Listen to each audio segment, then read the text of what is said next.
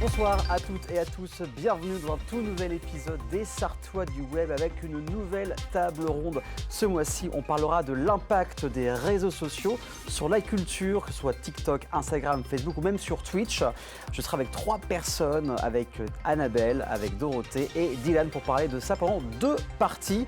Et puis on parlera d'école de communication. Depuis l'ère Covid, ça fleurit beaucoup au Mans. Après Aforem, Sub2Com ou Ecode, une toute nouvelle école arrive en Sarthe. C'est l'école de communication en alternance, Césacom.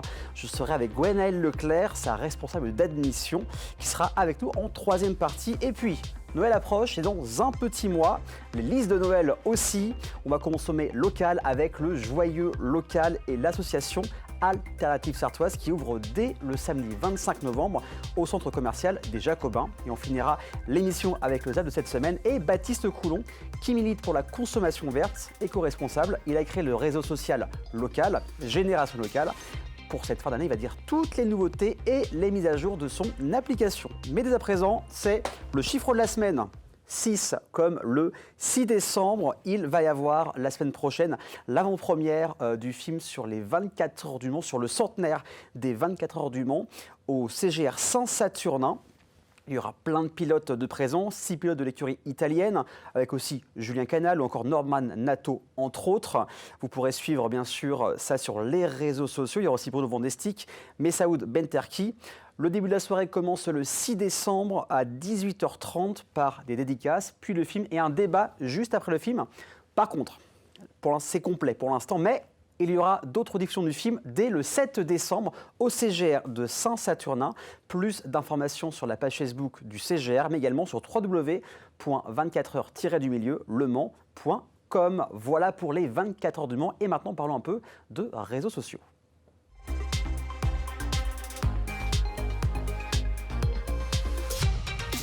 Depuis des années, la consommation de la culture a changé, que ce soit pour le monde du spectacle, du cinéma, de la littérature, avec TikTok, Instagram ou encore Twitch. Cela a un impact. Et pour en parler, je suis avec 3 personnes qui sont consommatrices, consommateurs ou même créateurs de contenu, avec Anna, avec Dorothée, avec Dylan. Bonsoir, comment ça va ? Bonsoir. Bonsoir Aurélien. Tous en cœur en même temps, ça fait plaisir. Donc, Annabelle, toi, tu crées du contenu sur TikTok, c'est devenu un peu ton réseau social de cœur actuellement ? Tout à fait. Je me suis un peu échappée d'Instagram, même si j'y reste un tout petit peu quand même, pour vraiment m'investir dans TikTok. Voilà, on en parlera juste après. Dorothée, toi, consommatrice ce soir de TikTok. Grande consommatrice. Grande consommatrice. Voilà. Qu'est-ce que tu consommes sur TikTok en général ? Essentiellement du contenu culturel. D'accord, bon, ça tombe bien, pour ça que tu es là, Oui. pour en parler. Dylan, donc toi, c'est dans la communication aussi. Toi, niveau consommation dans les réseaux sociaux, TikTok, Instagram, qu'est-ce que tu consommes sur ces réseaux ?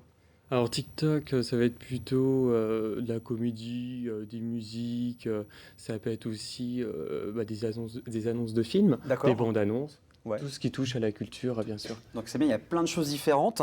On parlera de beaucoup de livres avec Booktop, on en parlera d'ici quelques instants. Mais on va parler d'un film. Alors tout le monde connaît Sonic, ici ? Oui. Le hérisson de Sega, chez vous aussi j'imagine que vous connaissez Sonic. N'hésitez pas d'ailleurs à interagir sur lmt.fr ou sur notre chaîne Twitch pour poser toutes vos questions, on les attend. Et quand Sonic est sorti en 2020, avant, le studio, c'est Paramount qui avait fait le design de Sonic, qui était, on va pas se mentir, très très très moche. Vous voyez d'ailleurs à l'écran, donc ça, on ressemblait limite à quelqu'un dans un pyjama de Sonic, c'était pas très beau. Il diffuse sur YouTube la bande-annonce où c'est horrible et là, déferlement de mauvais commentaires. Tout le monde on dit non, on va boycotter Sonic, on va faire une pétition et on veut que le studio change le design de Sonic, ce qu'ils ont fait plus tard. Vous pensez quoi que quand des studios, par exemple comme Paramount, écoutent le public et ne s'arrêtent pas à sa direction artistique ? S'ils souhaitent faire du business, ils sont bien obligés d'écouter leurs premiers clients. Oui, autrement, ce serait un non-sens absolu. Donc après, c'est un peu le risque que dès qu'il y a un truc qui ne va pas, que les consommateurs, enfin que nous, consommateurs, dès qu'il y a un truc qui ne va pas, le studio change tout le temps, non ? C'est pas un petit risque en disant oui une fois, il pourrait dire oui par la suite ? Il y a des réajustements, mais après ça dépend. Là, Sonic, c'était vraiment un foirage complet. Oui. Je crois que même moi, j'ai signé la pétition pour te dire, tellement j'étais choquée. Donc là, oui, c'était évident, mais ça aurait été un des petits détails, je comprends bien qu'on ne va pas tout modifier. Bien on sûr. Va pas, voilà. Oui, là, c'était vraiment le gros du gros. Et il y a aussi, on parle de cinéma, on parle aussi de jeux vidéo. C'est un jeu vidéo qui est de science-fiction, qui s'appelle Mass Effect. Et c'est un jeu qui est très, très connu, avec un gros public. Et ils avaient fait une fin. Le public, les consommateurs, les joueurs n'étaient pas contents. Ils n'étaient pas contents de la fin. Ils ont voulu changer la fin du jeu. Alors là, c'est aussi autre chose de changer la fin d'un jeu. On change complètement de direction scénaristique, là. Qu'est-ce que vous en pensez, Dylan? Tu en penses quoi par rapport à ce genre d'éléments? Moi, j'aime bien quand on écoute le consommateur, c'est bien après d'échanger, après de modifier une séquence de film qui a déjà été rédigée par un réalisateur. Est-ce que c'est dérangeant? Je ne sais pas. Pour l'instant, on n'a pas encore assez de recul. Oui. Mais après, c'est bien aussi d'écouter les consommateurs. Ça permet d'avoir une petite part dans le cinéma. Est-ce qu'il y a ça de plus en plus en termes d'écoute? Ça me fait penser au livre dont vous êtes le héros. Et oui. En fait, où on pouvait modifier la fin du livre oui, en fonction de ce qu'on choisissait. Ça me fait penser un petit peu à ça. Peut-être qu'on arrivera finalement dans les films à ce genre de choses. C'est-à-dire, ça existe un peu, je crois, ce genre de choses. Sur Netflix, ils ont sorti une série, et une série interactive, et on peut choisir le destin du film. On a des options, choisir l'option A, B, C ou D, et puis on construit notre propre histoire. C'était Black Mirror, je crois, où on changeait les choix de tout ça. Après, beaucoup de jeux aussi sont comme ça, où en fonction du choix de discours, d'action, on peut changer complètement l'histoire. Donc ça, on y revient en fait. Oui. C'est un nouveau cycle en fait qui tourne après ces livres. D'ailleurs, on va parler de livres. Booktop. Alors sur TikTok, c'est quoi Booktop exactement pour les personnes qui viennent de débarquer? Qu'est-ce que c'est? Alors Booktop, c'est la communauté de lecteurs présents sur TikTok, tout simplement. Ok, d'accord. Comme sur Instagram, on a les bookstagrammeurs. Ok, tout simplement. Oui. Et c'est venu vers quel moment ce phénomène? Alors, on dit que c'est vers 2019. Il me semble quand même en France, c'est arrivé plutôt vers 2020 et à fond là depuis 2 ans. Et la tranche d'âge, elle est assez jeune en plus? Oui, ce sont les 16-25 ans. D'accord, donc alors quand les gens disent les jeunes ne lisent pas, au final, c'est un peu faux? Si, ils lisent. Au contraire, d'ailleurs, c'est BookTok qui leur a donné envie d'aller beaucoup plus, voire de franchir pour la première fois le seuil d'une librairie et d'acheter du bouquin. D'accord. On a des stats, alors plutôt aux États-Unis, je n'en ai pas encore trouvé en France, je ne sais pas s'il y a eu des études, mais en tout cas, c'est 59% des lecteurs entre 16 et 25 ans qui se sont décidés à lire parce qu'ils ont vu une vidéo sur TikTok. Donc ça a quand même une influence positive. Je tiens à dire que ce soir, on parle de TikTok et des réseaux de façon positive. Et TikTok aussi, on parle de littérature, mais aussi de cinéma. Il n'y a pas très longtemps, l'adaptation au cinéma du livre « Le consentement ». Et il y a un phénomène assez incroyable, c'est qu'il y a eu beaucoup de hashtags « Le consentement » où des ados, 14-18 ans, allaient se filmer avant de voir le film. Et après de voir le film, ils faisaient un débrief sur le film. Et certaines personnes ont fait des millions de vues avec ce hashtag. Avant d'en parler, regardez 2 vidéos qui ont été trouvées sur TikTok par rapport au film Le consentement. La lecture d'un livre peut changer le cours d'une vie. C'est pour ça qu'il est capital de rencontrer ses maîtres le plus tôt possible, quand l'esprit se forme. Qui as-tu déjà rencontré ou admiré, toi, Vanessa ?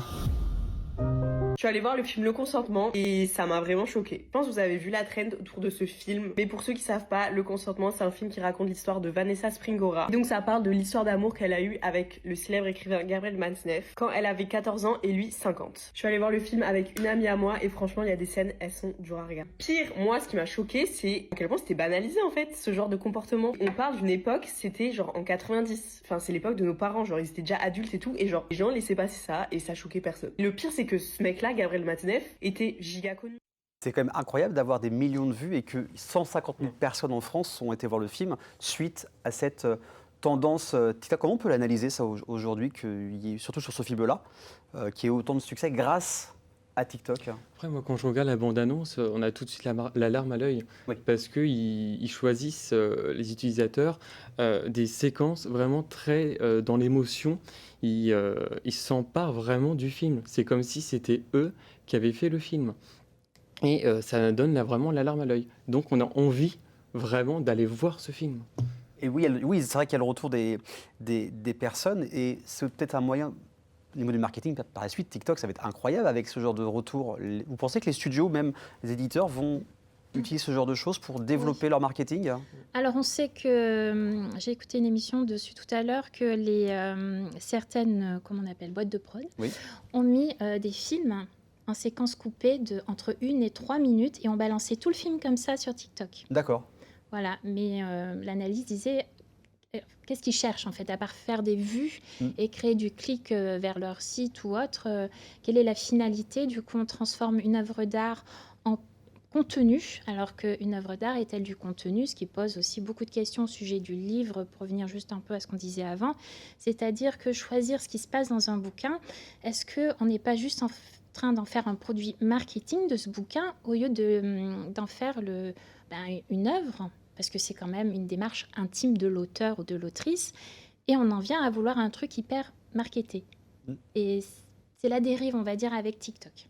Alors, moi, j'ai un point de vue un petit chouïa différente en tant que consommatrice, c'est-à-dire que j'ai déjà regardé des vidéos de films, enfin des morceaux en fait, des extraits de films sur TikTok, et du coup ça m'a donné envie d'aller voir le film ou de le re-regarder j'ai trouvé ça fascinant parce que ça a marché sur moi, donc je me dis que ça marche forcément sur les jeunes. Ce découpage en fait en séquençage du film, au bout d'un moment j'ai dit allez hop, je vais aller le voir parce que j'ai envie de savoir la suite. Mais c'était des films sortis en salle ou non, c'était des films... C'est interdit, on rappelle. Hein. De filmer en salle, c'est interdit, mais c'était vraiment des films qui ont déjà quelques années, qui sont sur les plateformes type Netflix. Mais ça t'a donné envie d'aller voir. Oui. Donc j'ai trouvé ça assez fascinant que ça m'ait donné envie. En fait, voilà, c'est pour montrer que finalement, ce découpage, il est certainement fait pour les jeunes, mais que ça a marché sur moi qui suis un peu moins jeune. Ça marche pour tout le monde. Et on en parlait même tout à l'heure en off, au niveau de la littérature, tu fais des vidéos aussi sur les livres, Anna, et tu en parlais tout à l'heure, c'est que, aussi en présentant des livres, c'est que tu présentes que des coups de cœur ou même des livres que tu apprécies moins dans tes vidéos? Alors, je n'aime pas perdre du temps, donc je présente plutôt des coups de cœur. Par contre, si je me suis engagée à faire une chronique et que je n'ai pas trop aimé le livre, je vais essayer d'en trouver les points positifs, mais par contre, je ne vais pas me mentir. S'il ne m'a pas plu, il ne m'a pas plu. Oui, en toute transparence, parce que je connais, il y a un TikToker qui s'appelle Terry LTM, où il parle beaucoup de films de Marvel, et lui, dans sa ligne éditoriale, c'est qu'il ne présente que des films qu'il apprécie en fait. Oui. Mais je le comprends, oui. Parce qu'on le ressent aussi quand on n'aime pas quelque chose et que tu le présentes, ça se ressent. Et c'est mon point de vue. Après, j'ai été libraire auparavant, donc je sais tirer le bon du livre et savoir ce qui va plaire. Mais pourquoi perdre du temps à parler de quelque chose qui ne nous a pas plu alors qu'il y en a tellement qui sortent et qui sont géniaux? Mais essayons de rester dans le positif. Oui. Vous restez avec moi tous les trois, vous restez avec nous également chez vous. On revient dans quelques instants pour la suite de cette table ronde. À tout de suite.